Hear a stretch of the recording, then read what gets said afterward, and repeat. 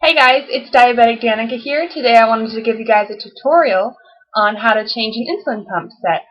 And just for the occasion, I am wearing my Pancreatically Challenged shirt, which is from the Walk to Cure Diabetes. That's my team's name.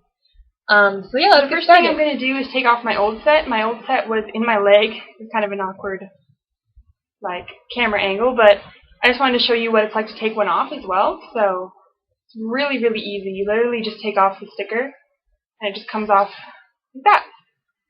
Super easy, not a big deal. And then what I like to do is put a Band-Aid on it, just to cover up the little owie that's there. You don't have to, but I like to. So I just put a little bit of Neosporin on it, just to disinfect and keep it from infection or anything like that. So I'll just put it on the Band-Aid like normal. Just cover it up. Band-Aid. Alright, so now that you've got your old set off, what you want to do is get some insulin. So the cartridges that I use for the Animas Ping look like this, and they just come in these little pouches. They're really easy. So you just open it up, and inside you will see the plunger, the cartridge itself, and then a needle. And you basically just put the plunger on the bottom, the needle on top. It'll look like that. And you take the cap off the needle so that the needle stays. Like that. That's a really big needle, but that does not go in you, so don't even worry. And you just want to put the plunger back and forth a couple times just to get it, loosened up and ready to work. So there it is. The insulin that I use is Apidra, and it's just a fast-acting insulin. A lot of people use Humalog or Novolog, but Apidra is just supposed to be a little bit faster at hitting your system, so that's what I use. That's my pump going off.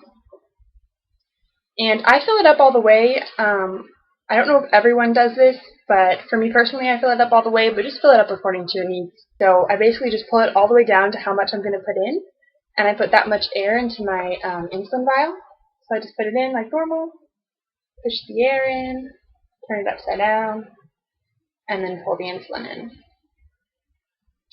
And the only thing that you really have to worry about when you're pulling the insulin in is that you don't get air bubbles, because if you're giving insulin for like an hour and it's all air bubbles, it's really, really bad, because obviously you're not getting the medicine you need. So it may take you a couple tries to push out all the bubbles and get in all the insulin. Sometimes I get it on the first try, sometimes it takes a little bit to get them all out. And then what I like to do to get the bubbles out is you just flick it, just like a nurse would any needle, and it just literally hits the bubbles and allows them to float to the top, because there's air in those bubbles and they're of course going to rise to the top. There we go, all full, no bubbles, perfect. And what I like to do is I take out the plunger and I just put on the cap and leave the needle on, just so that nothing gets in there while I'm changing my set. Then you want to take your pump and you want to go to the menu. So just turn it on, click OK for the menu, go down to Prime Rewind, click OK, go up to Rewind, and then go up to Go Rewind and hit Rewind. And this is basically just like a VHS player where it rewinds it, so it's going to pull back the little plunger that pushes your insulin through, and it's going to pull it all the way back to make room for all the insulin you just drew up. So while that's rewinding, I will go ahead and put in a new set. My sets are the insets. It looks like this. Fancy little cartridge. This is both the inserter and the set in one. And basically you just take off the plastic. Has a little tab you pull on. It's super easy. Just take that plastic off. Has a back cover. Peel it off. And then the last thing is the lid. So you just take off the lid. So this is what it looks like inside. Hopefully you can see that. It's a little white, but there's the needle and the little tubing and sticker. And the first thing you want to do is you want to get your tubing out, and it's just coiled up in there. So you just take it out of the little latch it's in, and you just take it out like this. Be really careful not to pull the set out of the little inserter. And then you want to find the little indent right here to put your tube, so it just goes in there, like that. Just like a Band-Aid has the plastic part over the sticky part, this has the same thing, and you just want to take it off like this and make sure the set stays in the inserter. There it is. Boing! And then it has a little plastic thing over the needle, so just be careful while you're taking that off.